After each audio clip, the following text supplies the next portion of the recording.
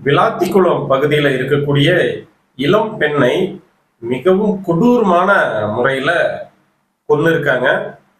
இது உத்தரப்பிரதேசத்திலேயோ மணிப்பூர்லயோ நடந்திருந்தா இந்நேரம் நம்முடைய முதல்வருடைய அக்கா கனிமொழி அவர்கள் விளக்கு பிடிச்சிட்டு ஊர்வலமா வந்திருப்பாங்க. அதாவது மெழுகுவத்தி ஏந்திட்டு ஊர்வலமா வந்திருப்பாங்க. இது நடந்திருக்கக்கூடியது அவர்களுடைய சொந்த நாடாளுமன்ற தொகுதியில நடந்திருக்கு. அதனால மிகப்பெரிய நடவடிக்கையான ஏட்டுல சொல்லக்கூடிய ஒரு கண்டன அறிக்கையை சொல்லியிருக்காங்க. ஏன்னா அவருடைய குழந்தை சிங்கப்பூர் சிட்டிசனா அங்க பாதுகாப்பா வாழ்றாங்க. முதல்வர் அவர்களுடைய பேரன் துபாயில படிக்கிறதுக்கு போயிருக்காங்க.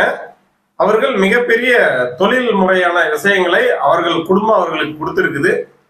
இது எதுவுமே இல்லாத நம்முடைய வரிப்பணங்களை சுரண்டி பிழைக்கக்கூடிய இவர்கள் எல்லாருமே இந்த மாதிரியான பாதுகாப்பான சூழ்நிலையில இருக்கும்போது அவர்களை வாழ வைக்கக்கூடிய நம்ம இந்த மாதிரியான இன்னல்களுக்கு தினந்தோறும் ஆளாகிறோன்றது தான் மிக மோசமான விஷயம். இதற்கான காரணம் நம்முடைய தவறான போக்கு, தவறான நபர்களை தேர்ந்தெடுக்கிறது.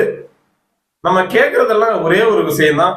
அவர்கள் மாதிரி மிகப்பெரிய சினிமா கம்பெனியையோ அல்லது சிங்கப்பூர் மாதிரியான தரம் உயர்ந்த நாடா கருதப்படக்கூடிய இடத்துல சிட்டிசன்ஷிப்போ நம்ம கேட்கல.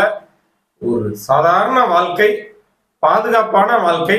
நீங்க பாதுகாப்பே கொடுக்கலனாலையும் மற்றவர்கள் யாரும் எங்களுக்கு தொந்தரவு செய்யக்கூடியாத ஒரு வாழ்க்கையை தான் நம்ம கேட்கிறோம்.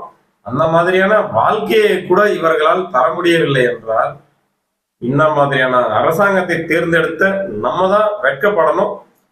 இதை விட மிக மோசமான விஷயம் என்னன்னா, ஒரு அறிவற்ற அமைச்சர் சொல்லியிருக்காரு, தமிழ்நாட்டுல பெண்களுக்கு மிக பாதுகாப்பான சூழ்நிலை நிலவுதான். அது எப்ப சொல்றாருன்னா, இப்படி ஒரு மோசமான சம்பவம் நடந்திருக்கும் போது சொல்றாரு. இதை கண்காணிச்சு தடுத்திருக்க வேண்டிய காவல்துறை சொல்லக்கூடிய விளக்கம் என்னன்னா, மிகப்பெரிய அளவுல இந்த 5 ஆண்டுகள்ல குற்றங்கள் குறைஞ்சிருக்குதான். மிகப்பெரிய ஒரு சட்டம் ஒழுங்கு தமிழ்நாட்டில் தான் இருக்கா. ஏன் இந்த மாதிரியான சம்பவங்கள் கண்ணு முன்னாடி நடக்கும்போது எப்படி இந்த மாதிரியான கொஞ்சம் கூட கூச்சப்படாத ஒரு அறிக்கைகளை கொடுக்குறீங்க? இங்கோ நடந்தது மக்களுக்கு தெரியாமலோ இல்ல நீங்க சொல்ற பொய்யெல்லாம் நாங்க நம்புறோம், அந்த மாதிரியான சூழ்நிலை இருந்தா கூட உங்களுக்குன்னு ஒரு மனசாட்சி இருக்காதா? இந்த மாதிரியான அறிக்கையை விடும்போது உங்களுக்கு வலிக்காதா?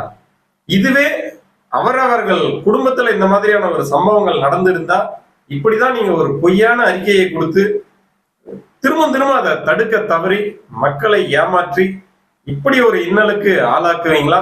அந்த பெண்ணை இழந்த குடும்பத்துடைய வலிய கொஞ்சமாவது உணருங்க.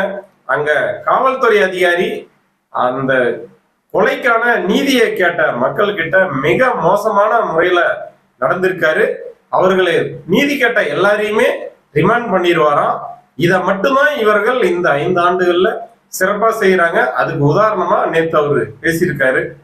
மக்கள் விழிப்போடு இல்லைன்னா வரும் 5 ஆண்டுகளும் மிக மிக மோசமான ஒரு சூழ்நிலையில நம்ம தள்ளப்பட்டுருவோம். விழிப்போடு இருந்து நல்லது ஒரு மக்களுக்கு தேவையான அனைத்தும் செய்யவில்லை என்றால் கூட மக்களுக்கு தேவையான அடிப்படை நிம்மதியாவது தரக்கூடிய ஒரு அரசாங்கத்தை உருவாக்க வேண்டியது நம்முடைய கடமை. மக்களே விழித்துக் கொள்ளுங்கள்.